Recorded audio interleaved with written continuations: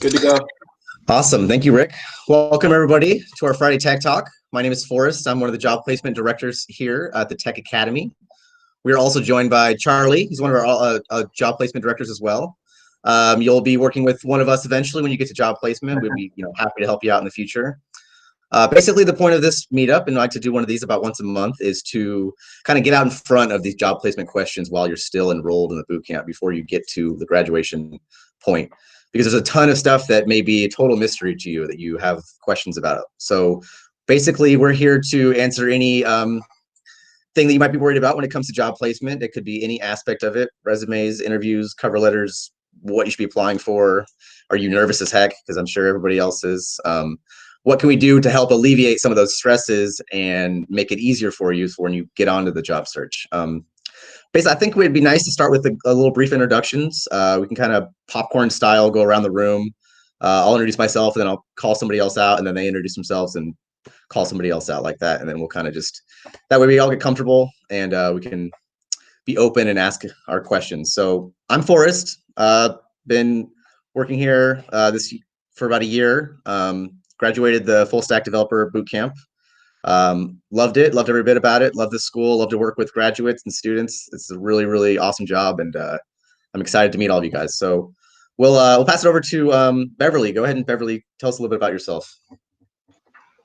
Hi, yes, my name is Beverly. I'm not actually enrolled in the boot camp. I'm exploring right now. I've been interested in learning about coding just kind of over the last couple of years, and I've been gathering some information. I know there's quite a few boot camps out there. I did have a free complimentary introduction to HTML and CSS yesterday, actually, through another agency. And so that kind of gave me a little bit of an idea of, what coding is about and, whether or not I'm interested. I still have a lot to learn, obviously. And so I just saw this on Meetup. I found you guys on meetup.com, and I wanted to join in today to kind of listen to all of you guys and hear about, what the concerns are and, what, preparation is needed to possibly have a career in this field. And, just like I said, explore and find out if it's something I even really want to do. I didn't even know if I could do it, but with that little introductory, it seemed possible. It didn't seem as difficult as I thought it might be. Thank you for sharing. It's very possible, and anybody can do it. So I think it's definitely something you should check out. Beverly, do you want to hand it off to somebody else to introduce themselves? Okay, sure. So how about, is it Rohina?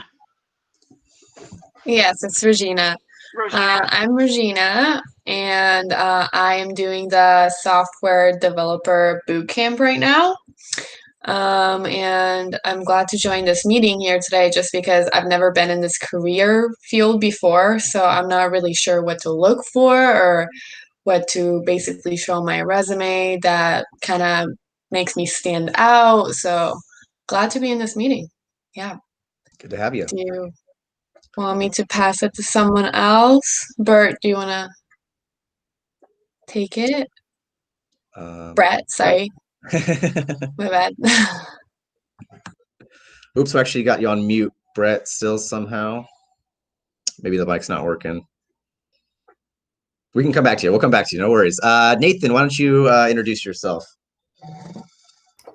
If you don't have a mic, that's totally fine as well. Oh, there we go. It sounds like I hear you. Hi, I'm Nathan Skiles. I actually just started yesterday. Just kind of trying to immerse myself in everything, and probably won't have a lot to add because I'm just starting my journey, but just came for some information. Good. Glad to have you, Nathan. Thanks. Go ahead. How about Mitchell? Hi, I'm Mitchell. I'm doing the mobile app development. And yeah, again, just in the job search, so any questions and stuff and insight into job market would be much appreciated.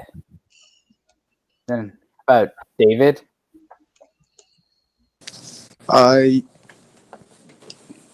Hello, my name is David Freiling. I'm in the C#.net bootcamp. Actually just finished up C#, going to be heading to my live project on February 8th, so I'm very excited about that. It's been an awesome experience. I love the bootcamp, and I think the instructors have been extremely helpful, and I've learned so much. I literally didn't even know how to make a web page when I started, and now I feel like I'm capable of quite a few things with a lot to learn. So, yeah. David, you want to pass it off to someone else? Sure. I think, is Karen here? If I'm saying her name right. Yeah, I'm here. So I just about finished the software developer bootcamp, and I got some time extra, so I'm now doing the data science course, and I'm close to finishing that. Then I have one more live project to do, and then it's up to job hunting. Excellent. Has Charles Johnson been already? Go for it, Charles. Sure. Yeah. So my name is Charlie Johnson. I work as a job placement director here with Forest, and I've been working for the Tech Academy for about 3 to 4 months now, and already have seen quite a few students get hired, which is my favorite part of the job. And I did graduate from the Tech Academy last year in the full stack development bootcamp. And let's pass it off to has everyone been introduced themselves? We have Joseph O'Malley. Let's do it, Joseph.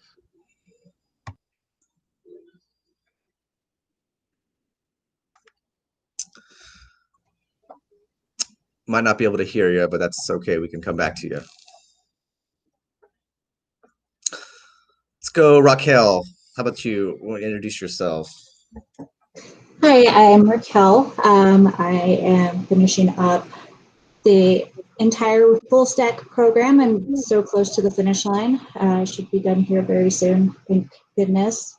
Wanting to get a job immediately, but kind of nervous as I have been in a completely different industry for about a decade before this. Awesome. Well, not to worry. We're going to cover that exact topic here in a minute, so we'll go over exactly that. Why don't you go ahead and pass it off to someone else? We got a couple left. Okay. How about Lindsay?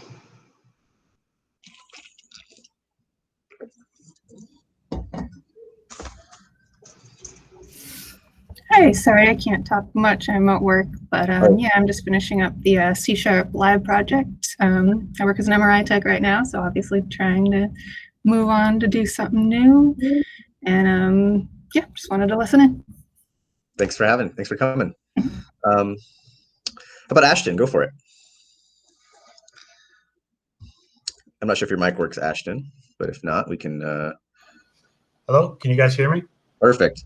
Yeah. So I finished the boot camp in last year around the start of the pandemic. So I am a little bit rusty, to say the least, but I'm kind of getting back into the job search now and trying to make the knowledge come back to me. So I'm just here seeing what everybody is doing for the job search and seeing if I can contribute anything also.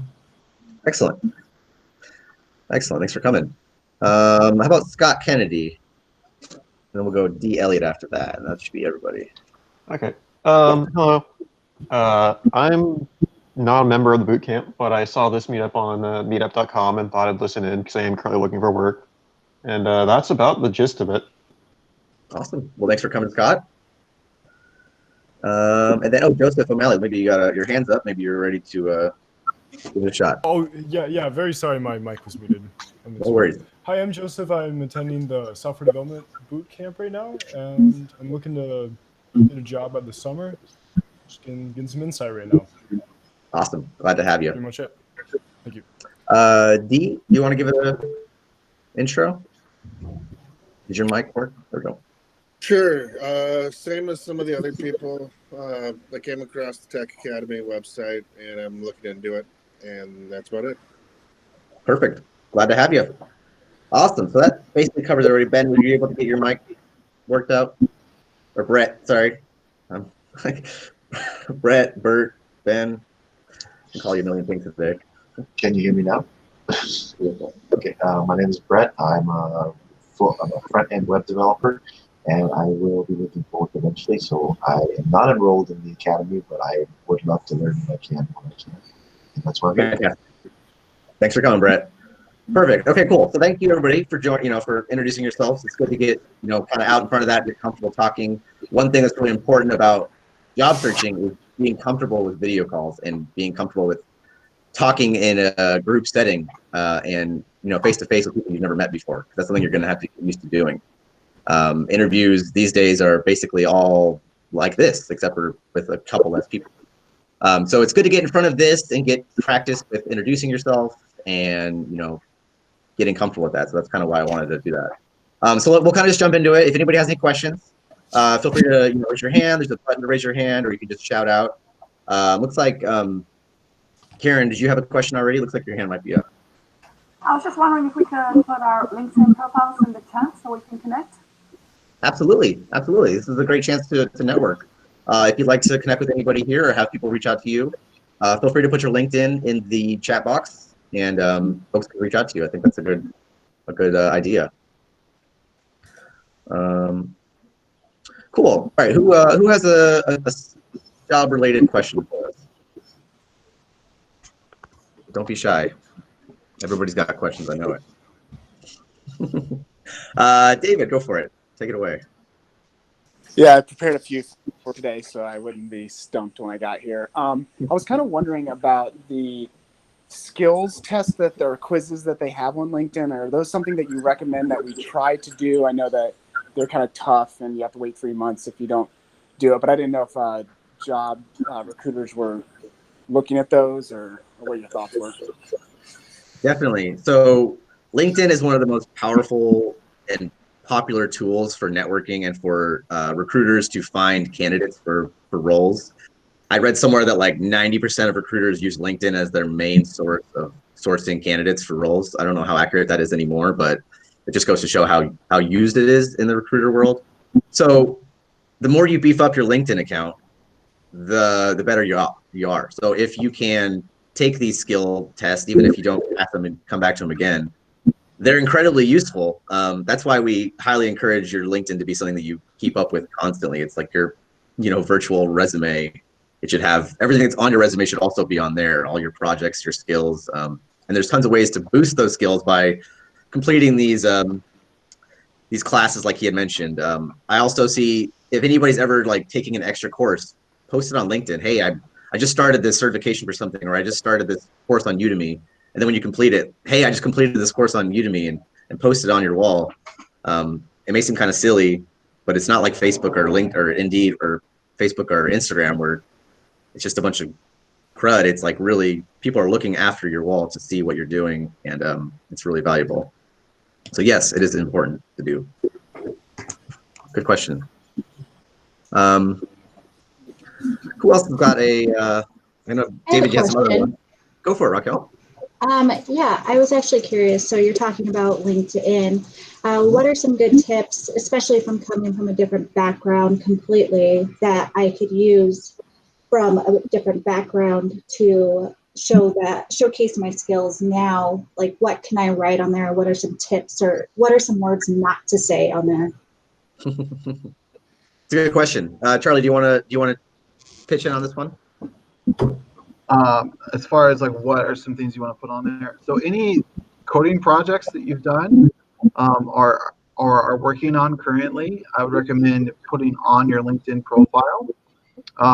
Basically, what you want your LinkedIn profile to say, just like what you would want your resume to say, is that you are a web developer or you are a software developer. So it's great to have your entire work history on there, but you also want the work history to be relevant to software development in some ways. And that can be kind of surprising what soft skills do translate. So for example, like customer service is a soft skill that can be used in software development because many software developers utilize clients and have to manage that. So just make sure that when you're putting your resume together, and your LinkedIn profile, try to paint the picture of I am a software developer.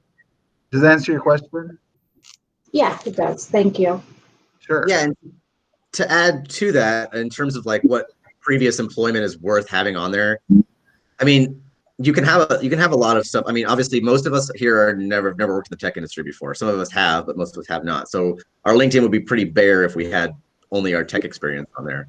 It's, you know, have your previous work history and your previous education, have everything on there, because you can leave off certain things, like if you worked at a fast food place in the middle of working at a bunch of other places, you don't need to include that. But a lot of these domain skills, just like Charlie mentioned, translate over really, really well into the software industry. Also, tech permeates every aspect of our culture. So say you worked for a car dealership, or you worked for a hospital or a dentist or something. If you know, there are tech companies that are directly related to all those professions and every profession. And so if you have that on your LinkedIn, companies looking for somebody that has domain skills in both, say, hospital or medical and software development, you're going to be an ideal candidate for. So it's really important to include those domain skills. What I mean by domain is your previous career or your previous education, and that kind of stuff. Cool.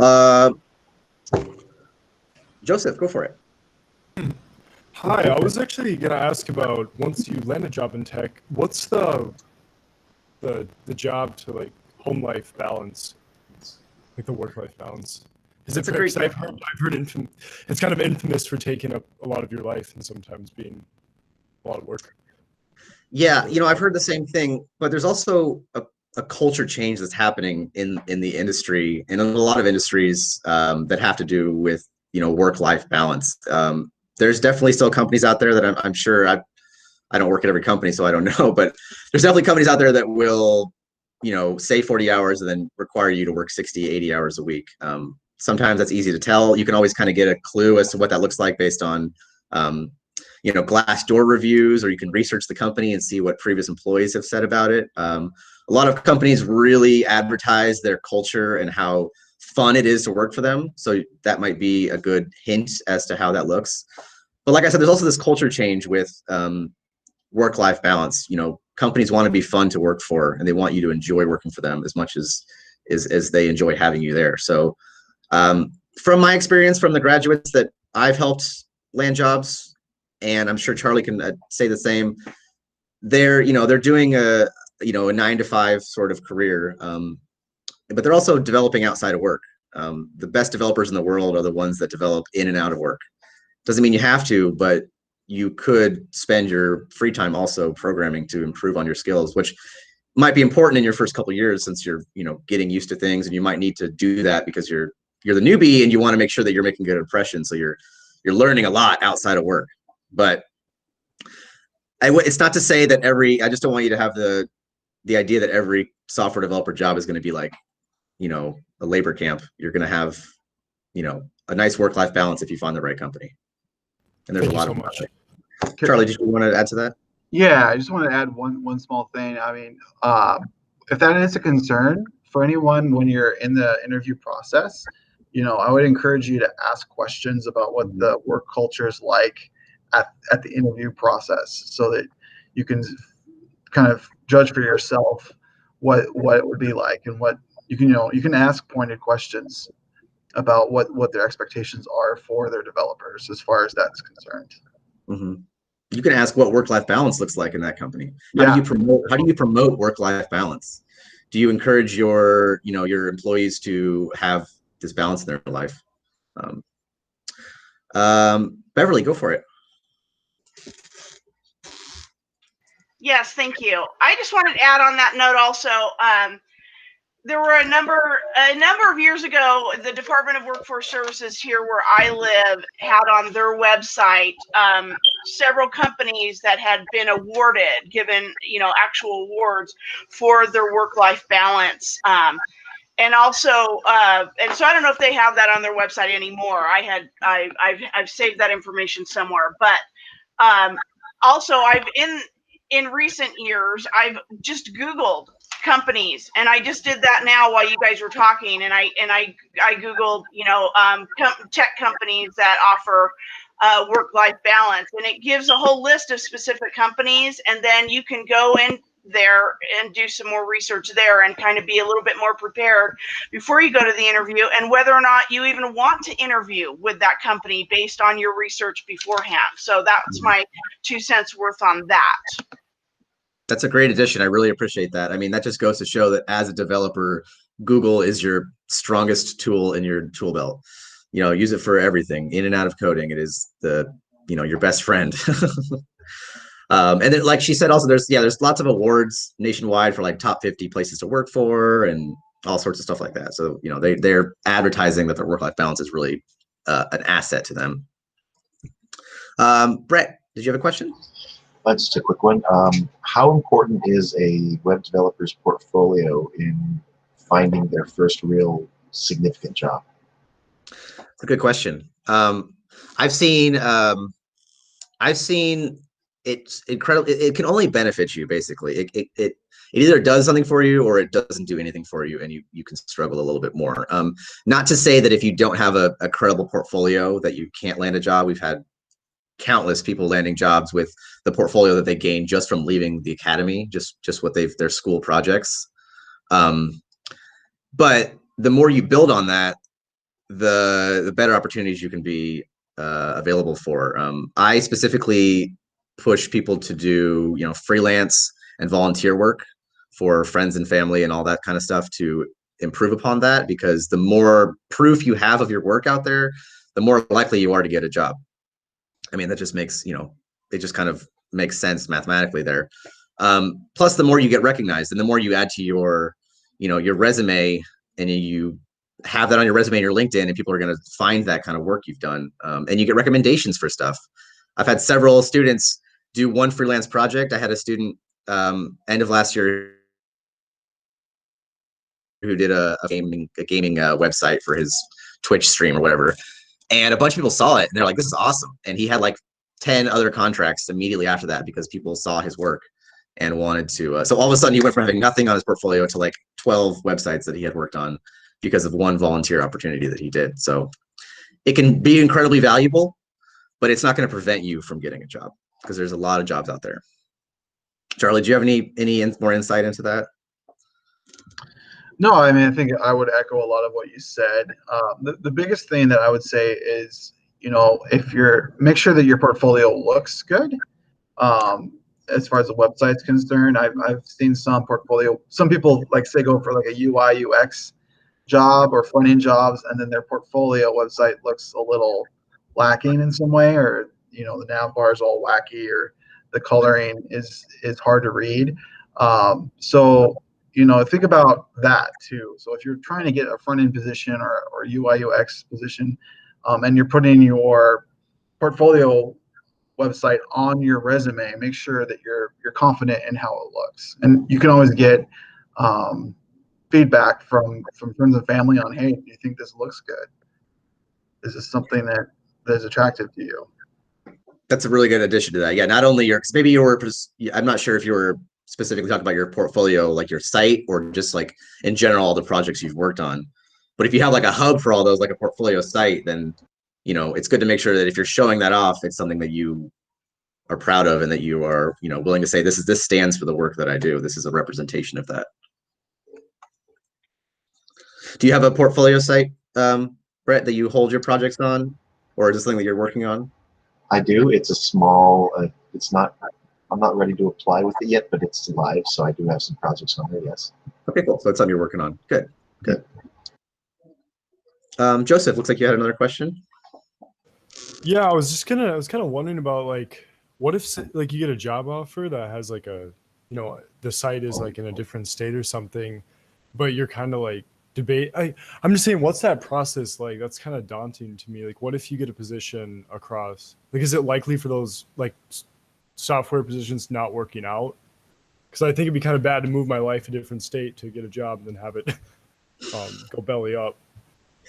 That's a good concern to have. You don't want to like commit your whole life to moving somewhere and then something falls through. Maybe it's not a great job or a great company, or maybe they just decide that halfway through you moving, they just decide that they can't do it anymore. I have not personally seen that happen. Typically, we don't see a ton of relocation cases, at least in the time that I've been here. With COVID and everything, there is an incredible increase in remote work that's happening right now in the country. It's incredible. I mean, it's still happening even, towards not the end of COVID, but towards this point where we are right now. There's an incredible increase in remote work. So that is very possible for you to be on one side of the country and work completely on the other side and never have to actually move there. More often than not, companies want you to be within the state if you're working remotely so that they can have you into the office for whatever reasoning. But I'd say your chances of like landing an offer where they're like, okay, you need to move across the country for us are a lot slimmer than those of landing a remote role where they're willing to employ you in the state that you currently live in. For instance, I have a student or graduate in New Jersey, and he works for Braille Skateboarding in California, in Los Angeles. And that's about as far as you can get. And he's just going to stay where he's at, and they're comfortable, paying him and having him as a full-time employee across the entire country. So I've got another student who works for a company that's a French company, and she lives in Georgia. So, remote work is heavy right now. It's happening a ton. It's a little bit more of a risk with entry-level candidates because they're relying on you to, fill some sort of role. But it's happening all the time on a weekly basis, honestly. Wonderful. Thank you so much for answering my question. Of course. Yeah. But it is a good concern, just to follow up, it is a good concern to think about if you're going to, if the occasion arises where they want you to move, make sure you know what you're getting yourself into. It doesn't happen very often, but it is important to consider that. Raquel, did you have a question for us? Yeah, I have another question. So I had gone to a women's hack event where you got to meet up with different companies for a short amount of time. And one of their questions was, are you front end or back end? But going through the full stack developer program, I wasn't sure really how to respond to that, or, like which one I prefer. I know what each one is, but what would you recommend to say for that? Good question. Charlie, do you want to spearhead this one? Repeat the question real quick. Just re-summation. I was distracted. No worries. No, I was just curious about when getting questioned if, one of the things they were asking was whether you are more of a front end or back end, but I've done the full stack developer program and I wasn't really sure how to respond or what to say because I know what each side is, but I just didn't, they wanted me to pick one basically and I didn't know how to respond. Gotcha. Yeah, I mean, I think what I would suggest doing in that situation is kind of read who you're talking to, right? So if it's a front end, I know that your particular situation was more of a meetup, but if you're applying to a front end position, definitely you want to lean in on your front end skills. If you're applying to a back end, you want to lean into your back end skills. I think there's a large demand for full stack development as well. So it's only to your advantage that you know both. I would suggest talking about, just being honest and say, hey, I know both. I'm experienced in both. I feel comfortable with both. That's only going to be beneficial to you. I wouldn't say you need to highlight one or another. If you feel like you enjoy both and you're good at both, then say that. Awesome. Thank you. Yeah, it shows that you're flexible too. You have the ability to wear a lot of hats. You can fill a lot of different positions. Sometimes you don't. Sometimes typically in an entry level position, you'll be either front or back end. Sometimes both, but being open, say, hey, I know everything. I can fill any sort of hat you need. I'm moldable to what you need me to be. Is really a valuable trait to have. Great, thank you. Yeah, Beverly, do you have a question? Yes. So I've heard a lot of these terms before, but I obviously don't know what they mean. And so, and I haven't, I just barely found your guys' website like 2 days ago. So I really haven't done a lot of research yet on all of these different programs. And so I'm just wondering, you know, is it all available on the website, or would I just talk to like one of your recruiters or something about finding out? The last thing I want to do is jump into something that I don't understand and that I don't know, if that is in line with my interests and my goals and so forth. I need to know more about, like, you guys could talk all day long about, front end, back end developers, these, super stack and all of that. And again, I've heard those terms before, but I don't know what any of that means. Yeah, that's completely okay. I mean, everybody that comes into our program, most people are in the same shoes as you. They're new at this. They're green at software development. They don't understand a lot about it. That's, we take a very bottom up approach here, and we assume that you are at the level where you are, and we teach you everything you need to know to be, entry level. So I'm going to add my email into the chat box. If you want to shoot me an email, and I can forward you some information and send you the right direction, I'd be more than happy to do that for you.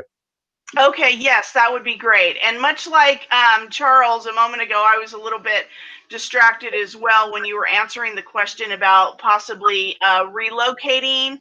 Could you just briefly go over that again? I'm sorry, I apologize. I was trying to get everybody's LinkedIn sites just in case I had a question. Yeah, absolutely. So we see a ton of remote work these days. A lot of people are landing remote jobs, even like cross-country remote. Like, I had an example of somebody in New Jersey working in Los Angeles for a company remotely. So the chances of relocation are far slimmer than maybe they were pre-COVID in terms of being mandatory. A lot of companies are much more open to remote work.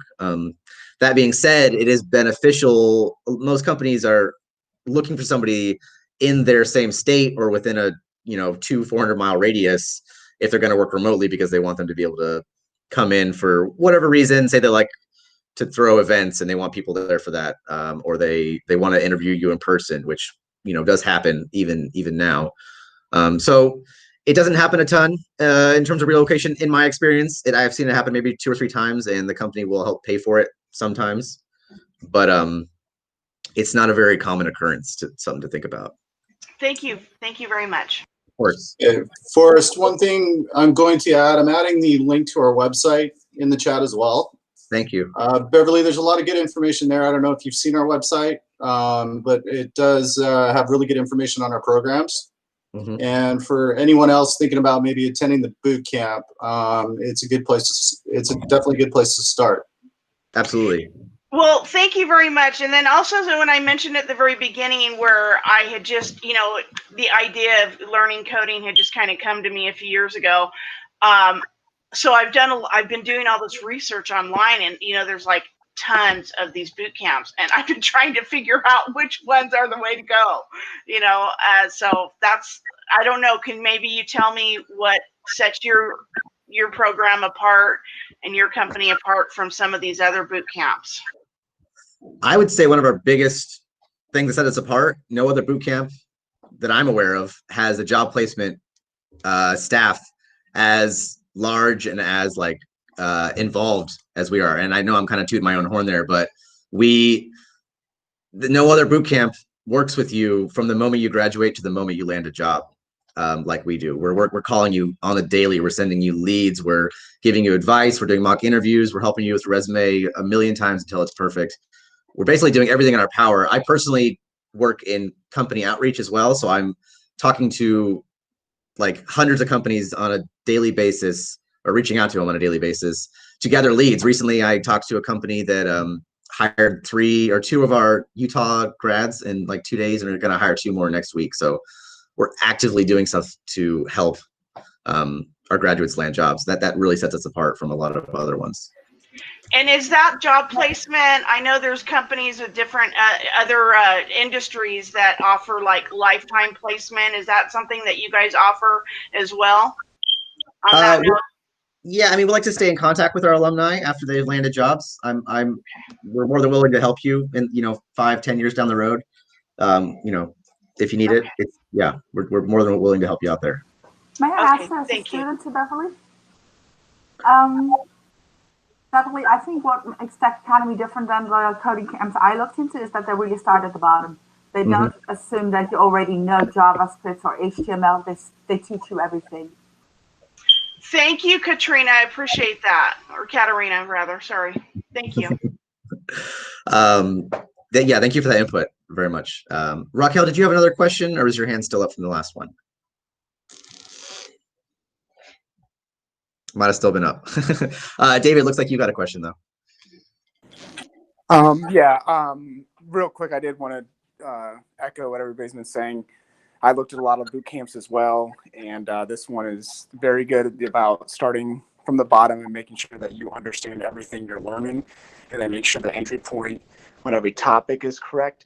So all of a sudden, this thing that seems impossible is very possible, and you're doing advanced stuff before you know it, and it's fantastic. And to echo and support what Forrest is saying, the staff is incredibly supportive, and there's tons of extracurricular activities, so to speak, like the technical roundtable. And that is a fantastic experience where you're getting tons of job and technical practice every week. So there's just a lot of opportunities, and they don't ever count the job placement against your time. So if you're butting up against the end of your program, you're going to get job support until you land a job. So just wanted to throw that in there. But I did have another question for Forrest. For LinkedIn, do you well, I guess any kind of mode, it could be LinkedIn or maybe emails. Do you ever recommend just kind of reaching out to a recruiter directly? And if so, how would you go about doing that kind of in a professional way that helps you and not hurts you? Definitely, yeah. Charlie, I saw a big head nod on your side. Do you want to, like you got the Sure. advice? Yeah, you want to be reaching out to everybody when you're doing your networking. I mean, and I literally mean that. Like, you want to reach out to anybody in your community and your friend circle that you know of, and let it be known to them that you are a software developer and you're looking for a job, because that's, we've had a number of stories of people who have gotten a job from like their brother's sister or their brother's wife's boss had a job opening or something like that. So you want to be reaching out to everybody. You definitely want to be reaching out to technical recruiters. What I suggest doing on LinkedIn is you can actually go ahead and, you can add a note when you're connecting with someone on LinkedIn. And what I suggest doing is going ahead and basically more or less sending your cover letter to people through that note. You can't go into quite as much detail as you would in a normal cover letter, because I think it only takes 300 characters. But you want to talk about, like, hey, this is my name and I'm a software developer. But you also want to talk about something about the company or something about the person that interests you about connecting with them. And I would suggest doing that, reaching out to technical recruiters. And also, you want to be sending out that kind of LinkedIn message to the jobs that you apply to as well, to like the HR managers, to the software developers, to the even to anyone you think can help you be a connection within the company that you're applying to. So does that answer your question, David? Yes, definitely. That's extremely helpful. I didn't really know if there was like a social etiquette I was kind of missing there, and I wanted to make sure I was doing something professional and helping my cause rather than setting it back. So that's very helpful. Thank you. Recruiters make money by placing people in jobs. We're not recruiters. That's not how this works. But recruiters, they make money when you get a job. So if you can, they're incentivized to gain more candidates for employment, because they, there's not a ton of recruiters that work with entry level compared to those that work with more mid to senior level ones. But they're actively looking for candidates for jobs. So if you can reach out to them and say, hey, I'm really interested in this company, I know you work for them, or I know you work with them, then you're doing them a favor in a sense. You can literally just search recruiters on LinkedIn too and find, hundreds of them out there in your area, all over the country. So I highly encourage doing that. And then typically I see a message, like I'll see a recruiter, I'm friends with a bunch of recruiters on LinkedIn, and they'll post like, hey, if you're interested in one of our leads, send me a connection request, tell me the job you're interested in, and send me your resume. And so that's kind of a good way to open up. Just like Charlie said, sending them your cover letter, you can also add in there, like, on your site, you have this job posted. I'm really interested in it. Here's my resume for that job. Or you can say, I'd love to send you my resume if you can't send it in the message. But, having a job in mind that you're interested in when you approach them would be beneficial is what I'm getting at. Thank you, guys. Joseph, you got another question? Oh, yes, sir. I was just going to ask about what the day in the life, like when you're actually in a software job. I know like you're building stuff, but after it's built, how do I know I'm not just going to get canned and thrown out? And the other question I was going to ask is, what's some good resources for studying like interview questions? So I didn't want to throw too much at you. I was just No, that's great. Those are both great questions. Thank you. Number one, there's no such thing as perfect software. So if you build something and they can you, they're gonna be screwed because they need somebody to maintain that software. Typically, when you jump in, you're working on like a what do you call it? A source code. You're working on a project that already exists and you're adding to it, or you're being supportive. Your support to the developers that are there. Typically, I don't see a lot of companies just bringing people on to build them something really quick and kick them out. If that's the case, it's stated at the beginning that this is a contract position or this is freelance. So contracts like, okay, we need you for 6 months to be part of this team to build this software. At that 6-month period, we might keep you, we might not. So ahead of time if you're going to be canned, like you said. But typically, they're not going to bring you on. If they do bring you on and then fire you right away, then they don't really know what they're doing, and that might be a bad, bad for them in the end. It might not be a company you want to work for. So I wouldn't worry too much about that. That's not something I've seen. But what was the other question? Was about interview questions, like preparing for those? Oh yeah, I was just wondering, like, what are some good resources? Like, where should I go to practice those? Like, just so I kind of get ahead of the game a little bit. Every Wednesday, I do a technical roundtable where we do interview questions and coding challenges. If you're interested in that, I can definitely send you emails to be part of that. Anybody that's interested in that, I'd be happy to have you there. We do them every single Wednesday. If you can't make those, they're at 1 o'clock. They're the same time this one started every Wednesday. Wonderful. I'll definitely be same there. sort of format. I just pose interview questions. We take turns answering them, and then we go over coding challenges that we pass out the week before. If you want to practice on your own, I would start by just going to Google again. Web developer interview questions, soft skills interview questions. Soft skills are pretty much across the board going to be the same for a lot of different industries. So if you search soft skills interview questions, you'll find about 1 trillion sites with 1 trillion questions that are all basically the same. Tell me about yourself, tell me about your education, tell me about your greatest strengths, your biggest weakness. Where do you see yourself in 5 years? But then you can get more specific. There's a site called fullstack.cafe. Really, I'll put it here in the chat. Really great site for technical interview questions. Fullstack.cafe. That's what it's called. Really good site for technical interview questions. They have language specific questions in there. So you want to focus on HTML5 or Java or JavaScript. Then they have a huge list of questions that are specific and answers to those questions. Wonderful. Thank you so much, sir. Absolutely. Charlie, you had your hand up. Is that?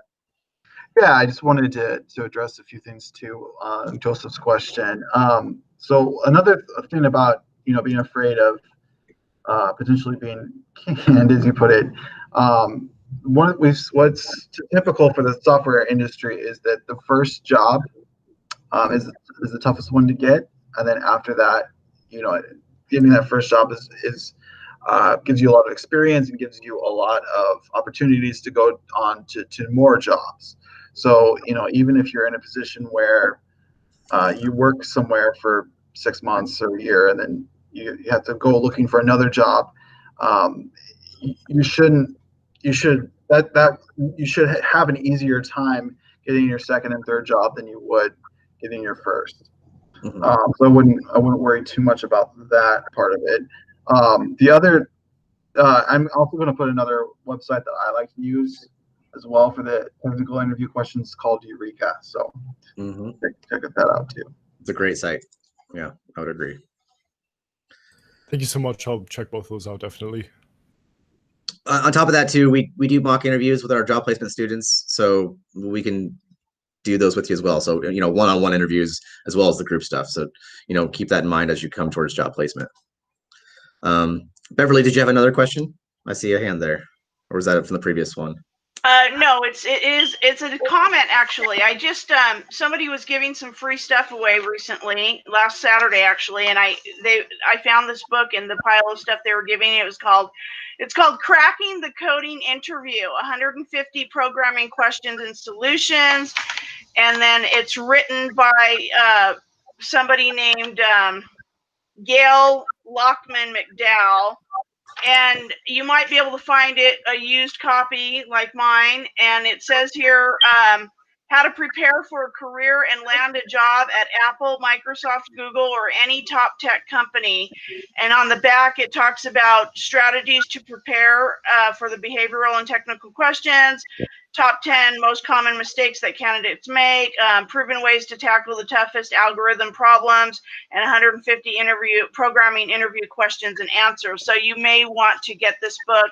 I'll put the title in the chat.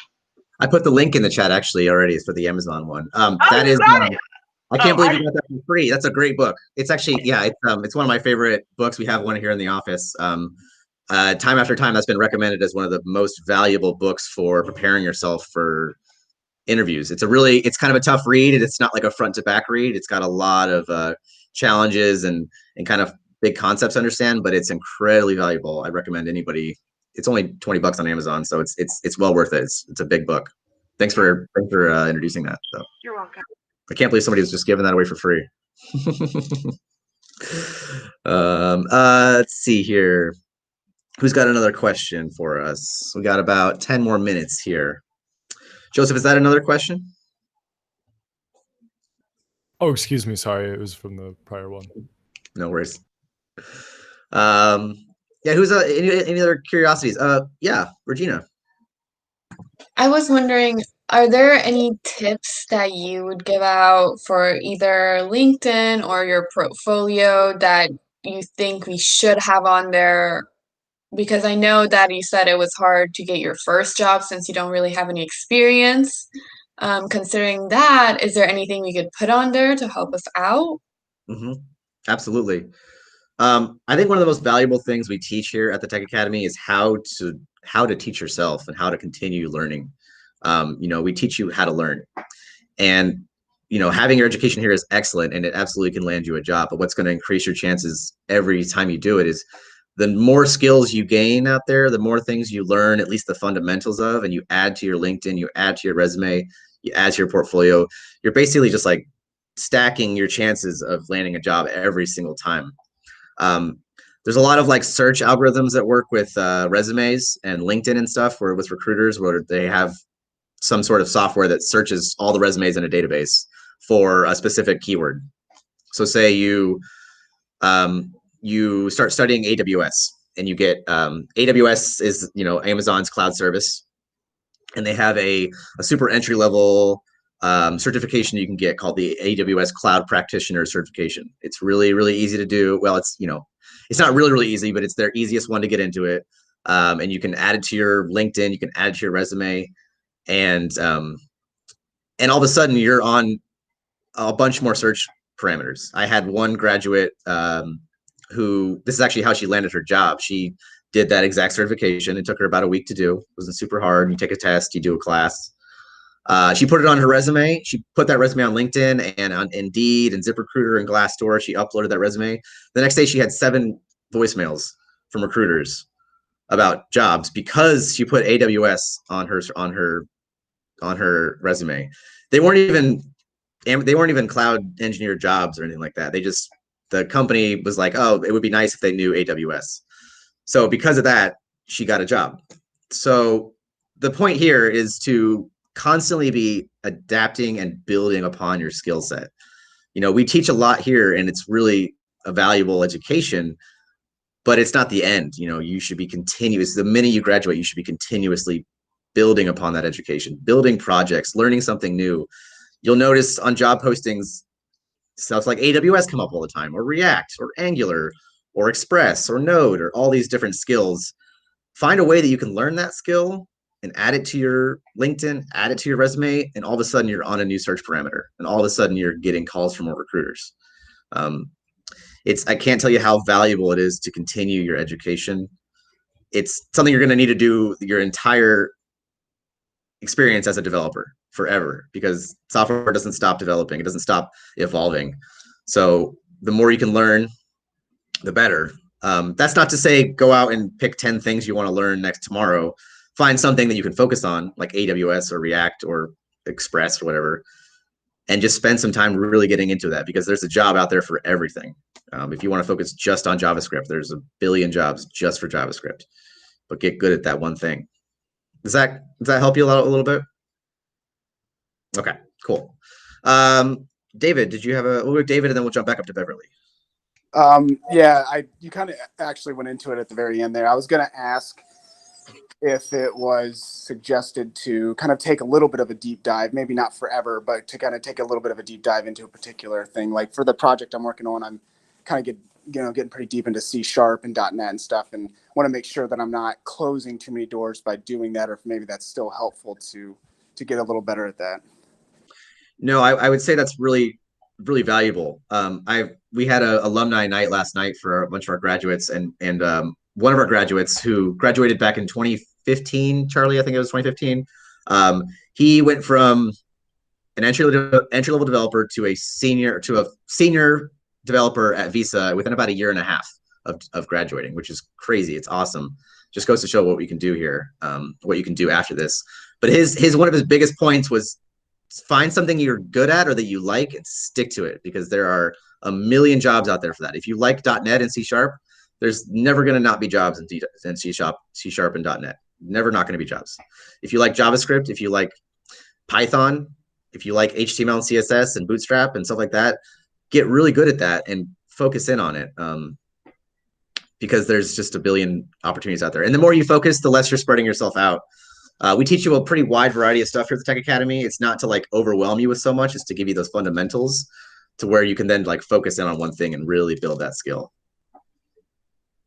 Charlie, Rick, do you have any like insight on that as well? Rick, you've been doing this longer than I have. What would be your insight as to like finding something to focus in on? Well, I can say that when you do go from a junior or mid-level developer to a senior developer, the pay increase is huge. A lot of times it's 6 figures. So big thing I would recommend is a lot of it just depends on how much practice you put in and how much time you put into coding on your own. So once you're finished with the boot camp, once you're working on a new job, if you put in another hour or two every evening to work on your coding, it's going to make you that much better, and you're going to become a senior developer that much faster. So a lot of it's just how much dedication you put in and how much time you put in. Initially putting in that time for the first couple of years is going to pay off a lot with getting you into a senior developer position much more quickly. So just dedicate yourself and kind of choose the stack that you really like, be it C# or Python or whatever it is, and just really put a lot of time and effort into that, and it will pay off for you. Absolutely. Yeah, that's really good advice. Yeah, and to kind of go back on an earlier point, the best developers in the world are the ones that code inside and out of school and work. They're the ones that are doing it all the time because they love it. So not that you need to be doing it constantly, but the more, obviously, it just makes sense, the more work you put into it, the better off you're going to be in the end, especially in these early days when you're first getting into development. It's vitally important that you like stay in practice. Okay, looks like we have time for probably one more question. Joseph, did you have one more question? Yeah, this will be a quick one. I was just wondering, how good at math do you have to be able to really figure out the algorithm part of things? Can you add? Definitely lacking. Can you add and subtract? Well, yeah. Oh, yes, You're sir. fine. All right, cool. Thank you. Then you're fine. Can you do basic multiplication and division? Yeah. You're fine. I mean, to get into like some really complex algorithms and high level like computer science stuff, I'm sure there's obviously a lot more mathematics involved in that. But I've heard time and time again, I've heard so many. We had a tech talk with a data scientist a while back, graduate of ours, really successful guy, horrible at math, terrible at math, but he's a data scientist. Really? Yeah, and he's Wow. like really successful at what he does. So Interesting. that's what computers are for. Not that being good at math won't help you, but I wouldn't say if you're bad at it, you're going to have any more struggles than anybody else. Charlie, any feedback on any of that? I mean, No, have you seen I think that you're right on. I mean, if you really are concerned about math, I think you could maybe put more time into algebra. I think algebraic math has some carryover to programming, but yeah, you should be totally okay. Wonderful. Yeah. Well, I'll add too that the more you code, the better you're going to get at math. It just comes naturally. Yeah, you start to think differently. Your brain gets rewired a little bit to think more like a mathematician, and that's a really good point. Yeah, it kind of goes the other way. Okay, all right. We actually have one more question here from Beverly, and then we will sign off.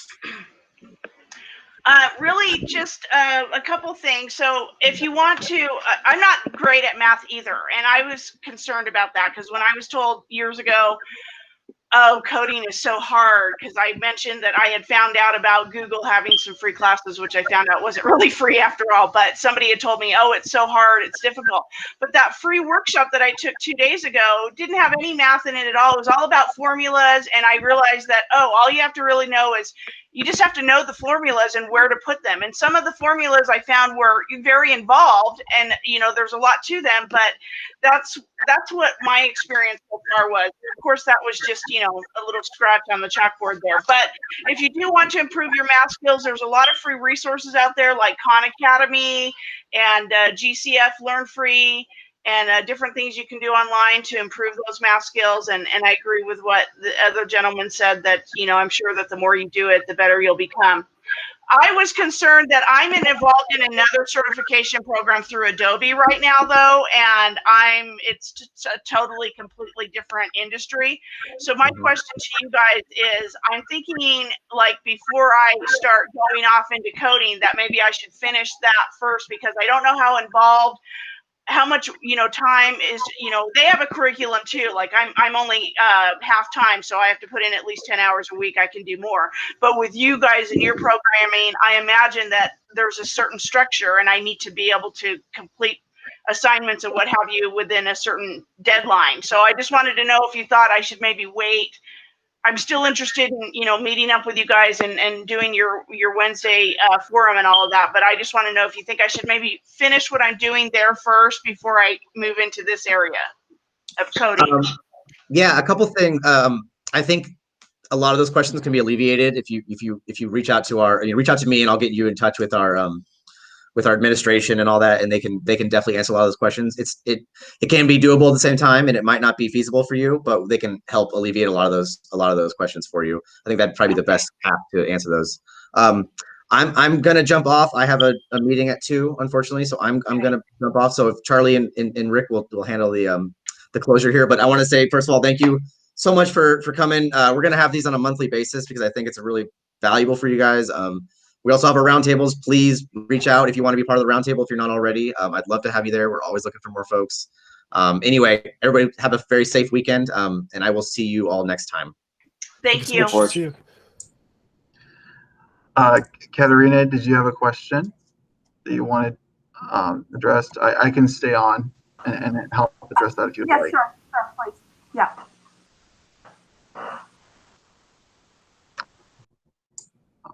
Anyone else have any parting questions that they wanted to address? Yeah, this is about the end of the talk anyway. But if anybody has any questions, definitely ask now. Yeah, just a quick comment. I just wanted to say that I can personally attest to the legitimacy of the job placement program with the Tech Academy, because in my situation at the start of the pandemic, I kind of just got distracted by some other projects and went off the grid kind of, and now I'm just getting back into it. And Forrest has been really great, helping me kind of refresh things, and definitely legit, I can say. Thanks, Awesome. Ashton. Thank you.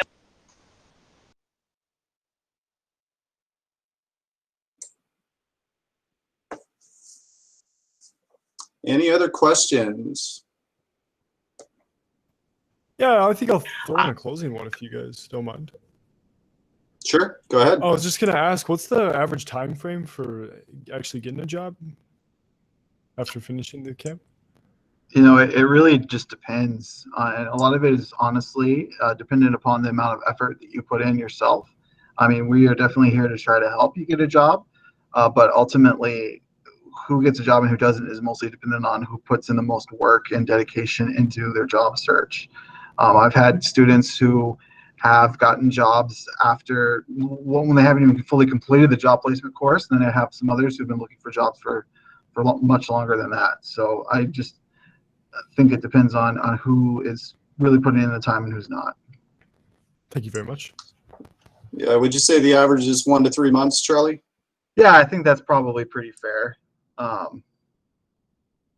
Yeah.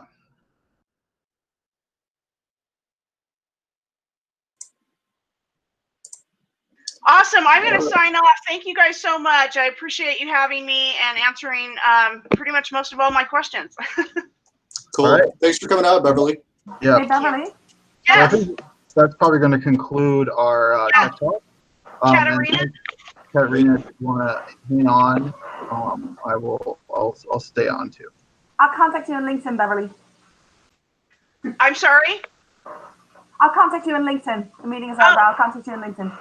Okay, thank you so much. Take care. Bye. All right, thanks all for coming out. And if you're not a current student and you do want more information, you can go to learncodinganywhere.com, and we do have really good information on our programs. So thanks for coming out, everyone. We'll see you next week.